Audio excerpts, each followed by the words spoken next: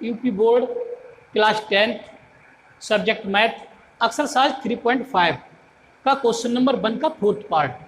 इससे पहले मैं इसका फर्स्ट पार्ट क्वेश्चन नंबर 1 का करा चुका हूँ और क्वेश्चन नंबर 1 का 2nd पार्ट और 3rd पार्ट, ये दोनों पार्ट ही बहुत सरल हैं, तो उन पार्टों को करने की कोशिश करना।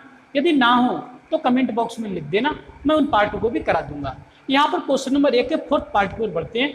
इन समीकरणों का हल हम लोगों के लिए बीजगणित विधि से ज्ञात करना है, means by cross multiple method से इन समीकरणों का हल करना है।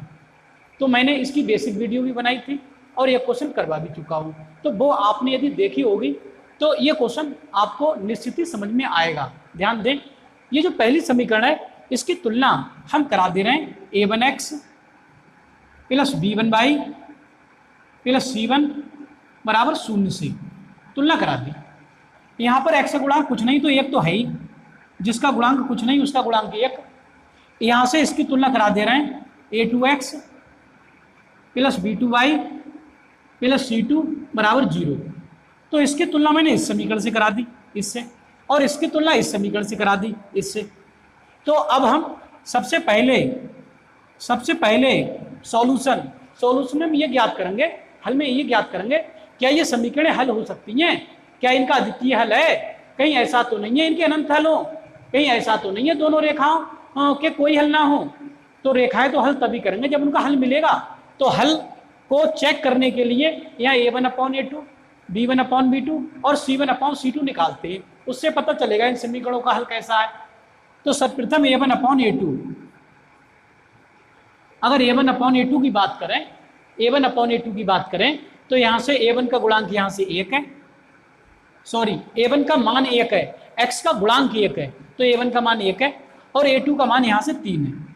तो a1/a2 का मान 1/3 आया निकल के। अब हम b1/b2 निकालेंगे, b1/b2, तो b1 का मान कितना है, b1 का मान यहाँ से -3 है और बटे b2 का मान भी -3 है। तो -2 तो माइनस कैंसिल, 3 से कट जाएंगे, 3 एकम 3, तो इसका मान कितना आएगा, इसका मान 1 आएगा निकल के। यहाँ से b1/b2 का मान 1 आया, तो हमने क्या देखा, b1/b2 इसका मान 1 आया निकल के, 1, ये 1 आया है निकल के।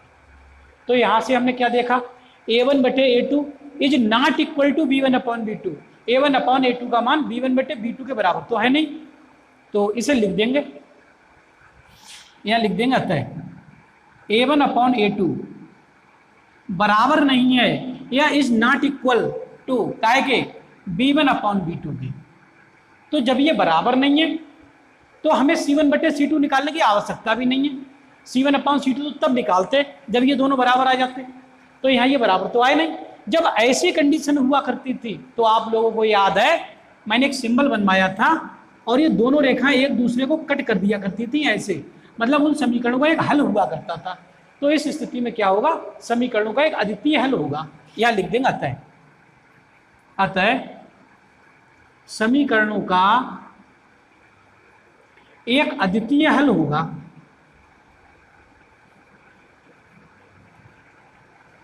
एक अद्वितीय हल है। तो इस स्थिति में इन दोनों समीकरणों का एक अद्वितीय हल होगा। अब उसे ज्ञात करेंगे, ज्ञात कौन सी विधि से करेंगे, बीजगणित विधि से, बाय क्रॉस मल्टीपल मेथड से। ठीक, अब मैं इन्हें हल कर रहा हूं, ध्यान दें, इन्हें हल करने के लिए मैं बीजगणित विधि प्रयोग कर रहा हूं, बीजगणित विधि से हल,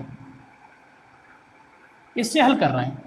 इससे हल कैसे करते थे, मैंने बताया था x लिखना ही लिखना है, y लिखना ही लिखना है और 1 लिखना ही लिखना है, सब ये अपॉन सब ऊपर रहेंगे ये और बराबर।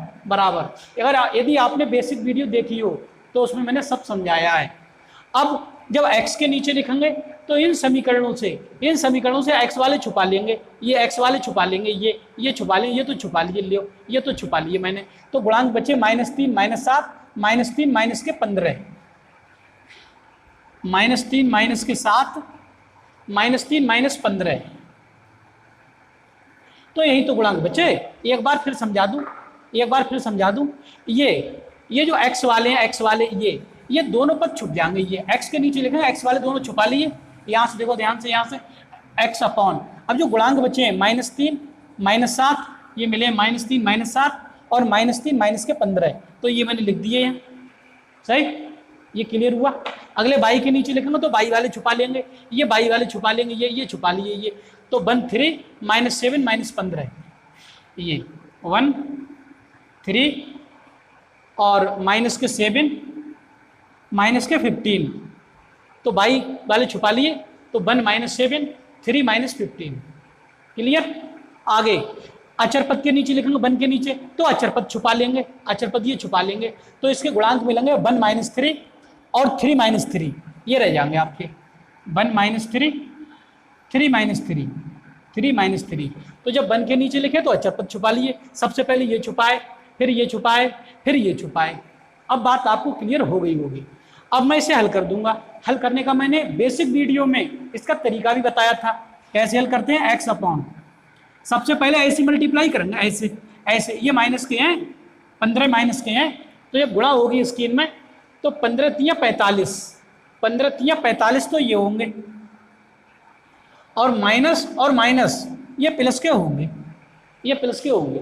ठीक, ऐसी गुणा हो गई। अब माइनस लगाते हैं सूत्र का, ये माइनस है सूत्र का।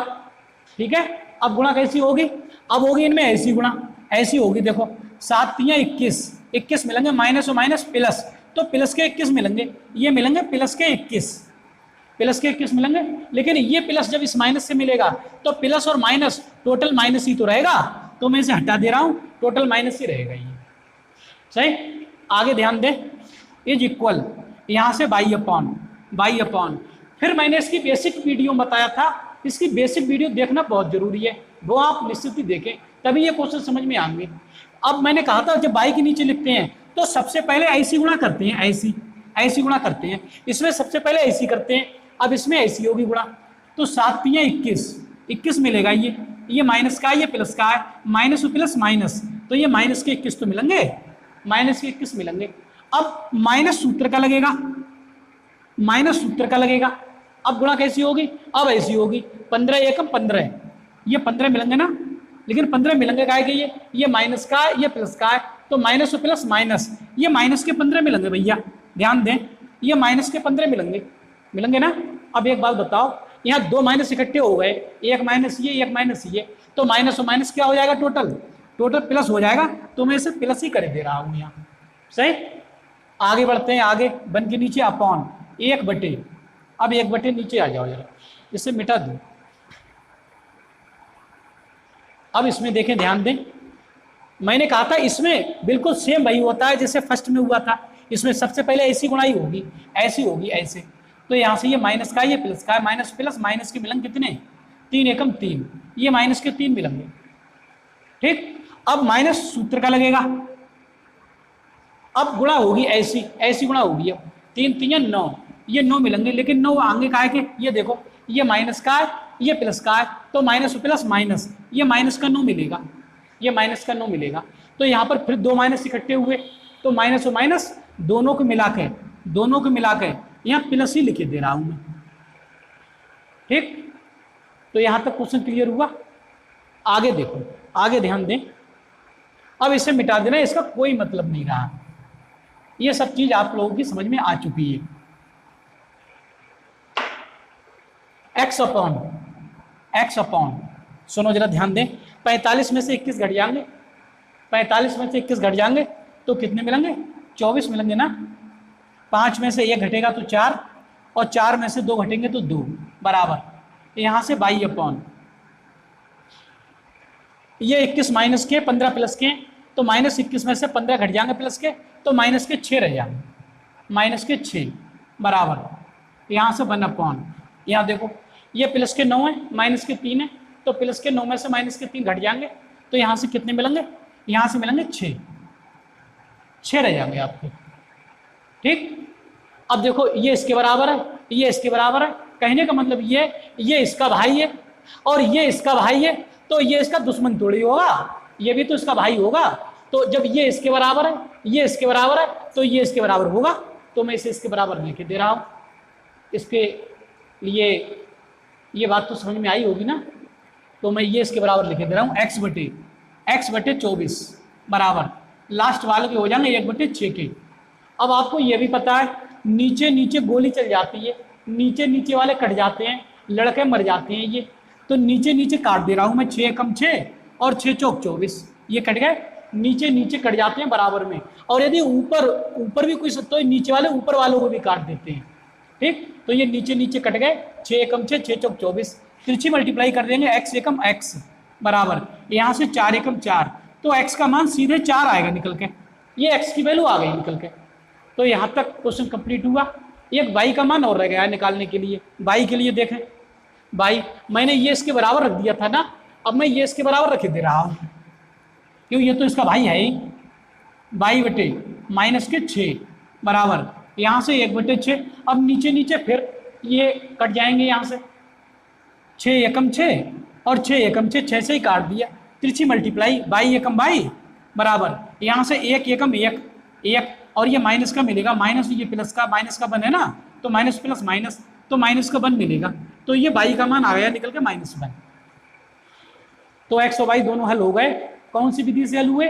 ये बजगुणन विधि से हल हुए हैं। ये नई विधि आज मैंने आपको पढ़ाई थी। तो अतः समीकरणों का हल, आंसर लिख देंगे, आंसर में लिख देंगे अतः समीकरणों का हल।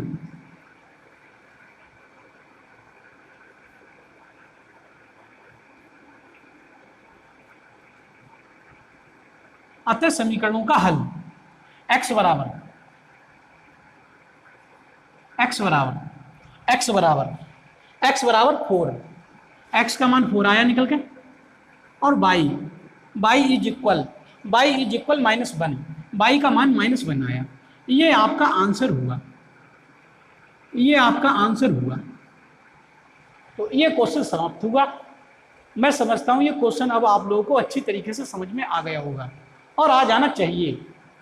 तो वीडियो को लाइक कर दें, चैनल को भी सब्सक्राइब कर लें, और मेरे द्वारा ये पढ़ाई हुई वीडियो को यार दोस्तों में शेयर कर दिया करो, ताकि गरीब कमज़ोर वर्ग के बच्चे भी मेरे द्वारा पढ़ाई हुई वीडियो से लाभान्वित हों और वो छात्र भी एक अच्छे गणित छात्र के रूप में जाने जाएं। इस वीडियो में इतना ही, धन्यवाद।